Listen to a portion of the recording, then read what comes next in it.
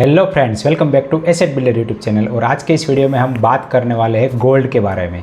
Gold के बारे में हम इसलिए बात कर रहे हैं क्योंकि आजकल इन्फ्लेशन बहुत ही ज़्यादा तेज़ी से बढ़ रहा है और लोग ऐसा बोल रहे हैं कि महंगाई बहुत ही तेज़ी से बढ़ रही है, हमारी इनकम नहीं बढ़ रही है।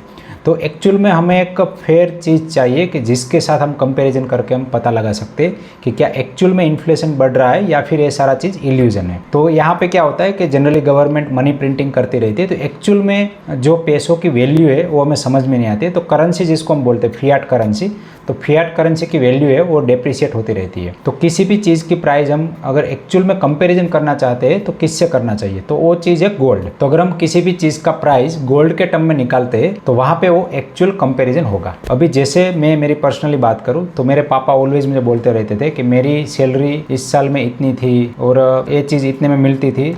तो मैं ऑलवेज उनको एक बात बोलता हूँ कि आपकी सैलरी मान लीजिए कि इतनी थी, तो इन टर्म ऑफ गोल्ड आपकी सैलरी कितनी थी। तो यहाँ पे एक एग्जांपल देता हूँ कि मान लीजिए कि 2000 में मेरे फादर की सैलरी लगभग 5000 रुपये थी, ठीक है।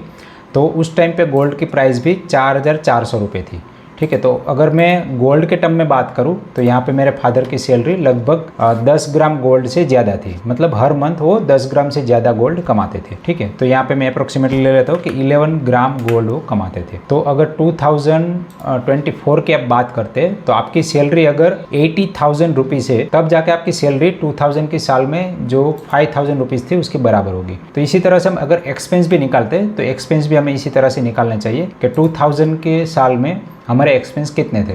तो मान लीजिए कि 5000 भले ही सैलरी थी लेकिन फिर भी लगभग 3500 4000 में घर चल जाता था। तो अगर हम गोल्ड के टर्म में देखें तो यहाँ पे मैं ले लेता हूँ, मान लीजिए कि 4000 में घर चल रहा था। तो यहाँ पे हम डिवीजन कर देते हैं 4000 डिवाइड बाई 44 और एंटर कर देता हूँ। तो यहाँ पे आएगा 9, मतलब 9 ग्राम में घर चल जाता था अच्छी तरह से। तो अगर हम अभी की बात करते हैं तो अभी क्या सिचुएशन है वो भी देख लेते।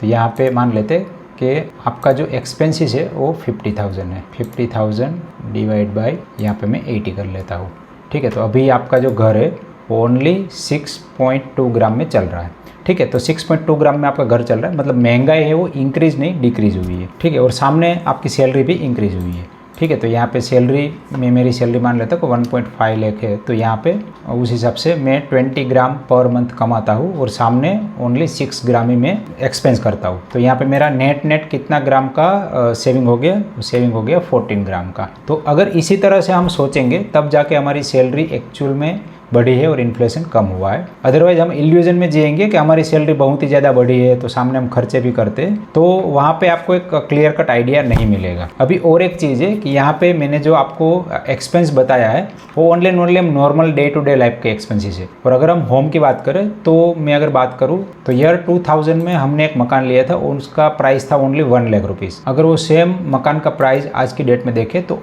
नॉर्मल से नॉर्मल 25 से 30 लाख का तो होगा ही होगा, ठीक है। तो उसको भी हम एक गोल्ड के टर्म में निकाल लेते हैं, ठीक है। तो मान लीजिए कि वो 1 लाख का मकान था, 220 ग्राम। तो यहाँ पे मैं मल्टीप्लाई कर देता हूँ 10 से, क्योंकि यहाँ पे 10 ग्राम का प्राइस है, ठीक है। तो यहाँ पे 227 ग्राम मतलब उस मकान की प्राइस थी। अभी मैं यहाँ पे जो प्राइस है इसको डाल देता हूँ, फॉर एग्जांपल 30 लाख और इसको भी मल्टीप्लाई कर देता हूँ 10 से, ठीक है। तो अभी सेम मकान की प्राइस जो है वो 375 ग्राम के बराबर है। तो यहाँ पे मैंने अप्रॉक्सीमेट फिगर लगाया, मान लीजिए कि वो हो सकता है कि 25 लाख का भी मकान हो, तो 300 ग्राम के बराबर है, ठीक है। तो उस मकान की प्राइस लगभग 30-40% गोल्ड के मुकाबले बढ़ी है, ठीक है। अभी हम यहाँ पे गोल्ड को ही क्यों पकड़ रहे हैं, क्यों प्रॉपर्टी प्राइस को नहीं पकड़ रहे या फिर कोई अदर एसेट को क्यों नहीं पकड़ रहे? क्योंकि गोल्ड एक ऐसी चीज़ है कि वो एनवायरनमेंट में या फिर नेचर में एक लिमिटेड मात्रा में ही दिया गया है, ठीक है। तो यहाँ पे कभी भी उस मनी को कोई प्रिंट नहीं कर सकता और गोल्ड है वो ही सबसे पहले इंट्रोड्यूस हुआ था एज ए करेंसी, ठीक है। तो इसीलिए जो गोल्ड है उसको हम रियल मनी मान सकते हैं और इसीलिए हम ये जो सारा कंपैरिजन है उसको उसी के टर्म में कर रहे हैं। तो यहाँ पे और एक सजेशन है कि आपको अपना नेटवर्थ भी गोल्ड के टर्म में देखना चाहिए। तो मान लीजिए कि मेरा नेटवर्थ इस टाइम पे 5 लाख रुपीज़ था फॉर एग्जाम्पल, ठीक है।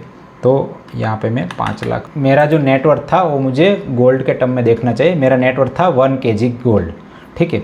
तो उस हिसाब से अभी मेरा नेटवर्थ कितना होना चाहिए, तो उस हिसाब से मेरा अभी नेटवर्थ होना चाहिए मिनिमम 80-90 लाख होना ही चाहिए, ठीक है। तब जाके मैं बोल सकता हूँ कि मेरे पास उस टाइम पे जो 5 लाख का नेटवर्थ था उसको ये कंपेंसेट कर रहा है। ठीक है, तो इसी तरह हमें गोल्ड के टर्म में सोचना है, तभी जाके हम इन्फ्लेशन और ये जो इल्यूजन है और मनी प्रिंटिंग है उससे ओवरकम करके हम जी सकते हैं। और एक एग्जांपल है, आपने इंस्टाग्राम रील या कहीं पे भी ये एग्जांपल देखा होगा। तो यहाँ पे आप देखिए 1990 में जो गोल्ड का प्राइस था, तो वहाँ पे 1 kg गोल्ड में मारुति 800 आती थी। 1995 में 1 kg गोल्ड में एस्टीम आती है, और 2005 में इनोवा आती थी, 2012 में फॉर्च्यूनर आती थी, और 2020 में अगर देखें तो BMW आती थी। ठीक है, मतलब कि यहाँ पे ये जो टेक्नोलॉजी या फिर कार्स है उसकी वैल्यू भी धीरे धीरे नीचे आ रही है, क्योंकि यहाँ पे प्रोडक्शन कॉस्ट कम हो रही है और बाकी सारी कॉस्टिंग कम हो रही है। और जब स्टार्टिंग में जो है वो इनोवेशन कॉस्ट और अदर कॉस्ट भी लग रही होगी, तो वहाँ पे थोड़ी प्राइसेस ज़्यादा थी, तो इसीलिए यहाँ पे कार की प्राइसेस जो है वो हम देख सकते हैं कि ड्रास्टिकली रिड्यूस हुई है। और हो सकता है कि 2030 में आप प्राइवेट जेट या फिर बहुत बड़ी गाड़ी परचेस कर सकते हैं। ठीक है, तो ये भी पॉसिबल है। यहाँ पे मेरा कहने का मतलब यही है कि ऑलवेज इन्फ्लेशन करने से बेटर है कि आप एक्चुअल में कितना कमा रहे हैं और एक्चुअल में कितना एक्सपेंस कर रहे हैं, और साथ में आपकी एक्चुअल में कितनी वेल्थ है उसको गोल्ड के टर्म में देखना चालू करिए, तभी जाके ये जो इल्यूजन बना हुआ है और ये जो फिएट करेंसी के द्वारा गवर्नमेंट हमें कंट्रोल करती है, वो सारी चीज़ हम रिड्यूस कर सकते हैं और एक्चुअल में हम हमारी वेल्थ क्रिएट कर सकते हैं। तो जब भी आप अपना टारगेट रखें कि मुझे 10 या 15 साल में इतना वेल्थ क्रिएट करना है, तो वो भी इन टर्म ऑफ गोल्ड रखिए।